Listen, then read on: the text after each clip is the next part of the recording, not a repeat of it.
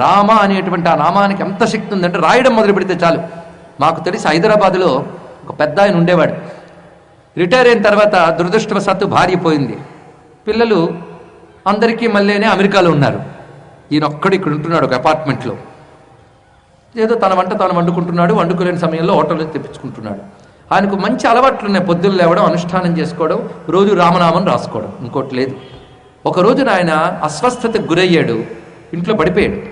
పక్కటి వాళ్ళు చూసి ఆయన హాస్పిటల్లో చేర్చారు. కానీ ఎవరున్నారు చూడటానికి? హాస్పిటల్లో ఉన్నాడు, ట్రీట్మెంట్ జరుగుతుంది. ఒక రాత్రి వేళ తన గదిలో తానున్నాడు. ఎందుకంటే డబ్బు బాగా ఉంది కనుక మంచి గదిలో పెట్టారు ఆయన్ని. తన గదిలో తానున్నాడు. అదే 10 మంది పేషెంట్లు ఉన్నటువంటి వార్డులో ఉంటే వాడు బాధ చూసి ఎవరైనా పిలిచేవారు. ఇతను ఒక్కడే ఒక గదిలో ఉన్నాడు. అనారోగ్యంతో ఉన్నాడు. రాత్రి అయింది. మలమూత్రములు పక్కలోనే జరిగిపోతున్నాయి. కానీ శరీరం తీయలేని పరిస్థితిలో ఉన్నాడు తాను. చుట్టూ ఎవరూ లేరు. ఎవరిని పిలుద్దామన్నా కనిపించట్లేదు.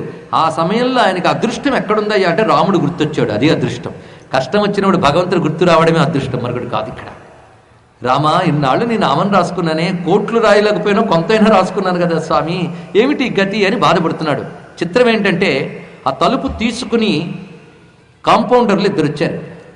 చక్కగా పట్టుకుని, తాత ఏమిటి పాపం బాధపడుతున్నట్టున్నావే, ఉండు పక్క మారుస్తాం అని చెప్పి మరొక పక్క తీసుకొచ్చి ఇతను ఒళ్ళంతా చక్కగా డెటాల్ నీళ్లలో ముంచిన తడిగుడ్డతో శుభ్రంగా తుడిచి మరొక వస్త్రం మార్చి మంచాన్పై మరొక మంచి బట్టను పరచి దాని మీద ఈయన పడుకోబెట్టి, తాత ఆయనకేం పర్వాలేదు, అవసరమైతే మమ్మల్ని పిలువు అని వెళ్ళిపోయారు. ఆ చేస్తున్నంతసేపు ఇతను అలా చూస్తున్నాడు వాళ్ళని. ఇదంతా చేసి వెళ్ళిపోయాడు.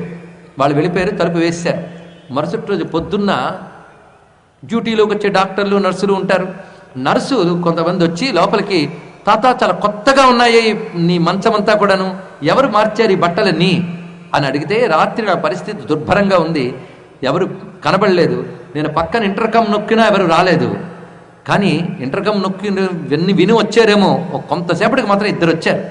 2 వచ్చి మొత్తం ఈ పనంతా చేశారు అని అంటే వాళ్ళు ఒక మాట అన్నారు, అసలు మా హాస్పిటల్ మొత్తం మీద మగవాళ్ళైన కంపౌండర్లు లేరు, ఉన్న వాళ్ళందరూ నర్సులే. ఎవరొచ్చారో అనగానే అతని కళ్ళ నీళ్లు తిరిగాయి. ఆపదకాలంలో నీ పిల్లలు కూడా నిన్ను ఆదుకోలేరు, రాముడు ఆదుకుంటాడు, తెలుసుకోండి. ఇక్కడ కనుక రాముడిని పట్టుకుంటే ఎంత రక్ష, శ్రీరామ రక్ష సర్వజగత్ రక్ష. అదండి రాముడు. తాను వచ్చినట్టు కూడా తెలియకుండా అంత పని చేశాడు. అది జరిగిన క్షణం నుంచి అతడు అఖండ రామభక్తుడయ్యాడు.